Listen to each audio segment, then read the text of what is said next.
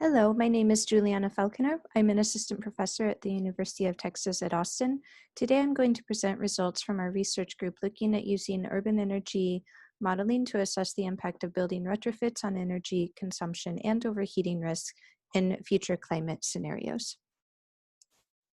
We look at Austin, Texas, which is the capital of Texas and now one of the fastest growing cities in the US. This increase in population coupled with climate change projections, will likely increase energy demand, especially for cooling in years to come. Our strategy in this project is to retrofit existing buildings for greater energy efficiency while also examining the conditions that would occur during a blackout situation indoors. Recent findings have made it clear that common energy use mitigation strategies may not have lasting efficacy in the impending climate conditions. Therefore, it is pertinent to measure not only the energy performance of the building stock, but also the livability of the indoor environment in case of a disaster. To accomplish this, we superimpose a climate scenario for the 21st century as projected by the Intergovernmental Panel on Climate Change with building refurbishment and evaluate both urban energy demand and building overheating in the West Campus neighborhood of Austin, Texas. We combine a GIS database of Austin buildings with CitySim, a large-scale urban energy simulation tool that takes into account the urban area and surrounding buildings using Rhino and Grasshopper. The database contains footprints, heights, year built, as well as building use types. The final West Campus neighborhood consists of 615 buildings. We used a year build approximation to generate construction material properties. Each material group contains a different set of wall, window, and roof assemblies. For the refurbishment case, we used wall, roof, and window materials reflecting LEED Gold material standards.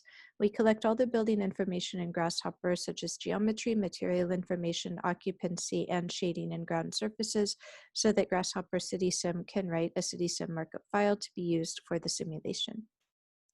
This figure shows the average daily temperatures for years up until 2100 in Austin, based on the 3 different climate scenarios developed by the IPCC.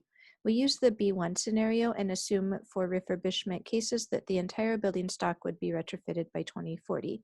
We consider no refurbishment, refurbished glazing, refurbished walls, and refurbished glazing and walls combined. Mechanical heating and cooling settings were kept to their default settings in CitySim. Here we show the annual energy consumption per area of all buildings. The reference case shows a considerable increase in energy consumption between the typical mean year and 2040, with a steady increase from 2040 onward. Here we see an increase in energy consumption of 48% by 2040, and by 2100 an overall energy increase of over 67%. Here you can see the improving wall material impact, improved glazing, and improved wall and glazing combined, which performs the best of all. In summary, in the no refurbishment case, buildings consume 67% more energy for cooling by 2100. Full refurbishment decreases energy use by 13% as of 2040. However, for indoor temperature, we simulate the case of an ongoing blackout, an occurrence which we expect to increase in frequency and severity due to climate change. The results for potential overheating increase dramatically. However, in the full refurbishment case, overheating during a blackout is more exaggerated due to the retention of heat from higher insulation. 2100 indoor high temperatures average 41.7 degrees Celsius across all buildings, a 4.6 degree increase over 80 years. This represents an increase of more than 50% over those without refurbishment. With refurbishment, the upper quartile of buildings averages 42.7 degrees Celsius during the hottest 90 days. Extreme indoor temperatures in the upper quartile rise over 68% more rapidly than in the no refurbishment case.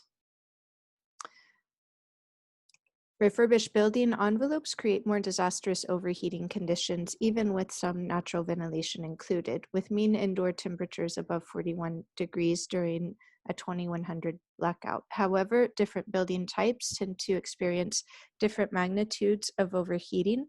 Multifamily housing buildings, which comprise most of the massive buildings in the neighborhood with the lowest surface to volume ratios, perform most favorably in this case, both in terms of energy performance as well as indoor temperatures.